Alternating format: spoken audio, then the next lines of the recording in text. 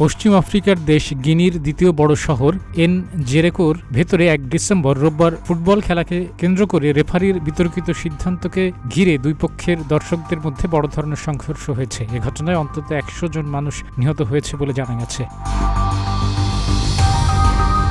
সামাজিক যোগাযোগ মাধ্যম এই সংঘর্ষের ঘটনার কয়েকটি ভিডিও ছড়িয়ে দিয়েছে। ওইসব ভিডিওতে দেখা গেছে যেখানে খেলা চলছিল তার বাইরে সড়কে অসংখ্য মানুষ জড়ো হয়, তাদের মধ্যে তুমুল সংঘর্ষ চলে। এক পর্যায়ে সেখানে অসংখ্য মানুষের মরদেহ পড়েছিল। প্রত্যক্ষদর্শীরা বলেন, বিক্ষুব্ধ দর্শকেরা এনজেরেকোরে পুলিশ স্টেশনে ভাঙচুর করে সেটিতে আগুন ধরিয়ে দেয়। একজন প্রত্যক্ষদর্শী বলেন, খেলায় রেফারির একটি বিতর্কিত সিদ্ধান্তের কারণে এসব শুরু হয়। এক পর্যায়ে দর্শকেরা মাঠে নেমে আসেন।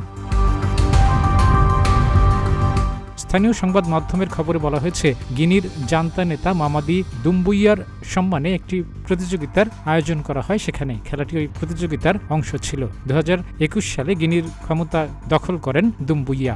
এরপর তিনি নিজেকে দেশটির প্রেসিডেন্ট ঘোষণা করেন। গাজী আমদাদ, প্রতিদিনের বাংলাদেশ।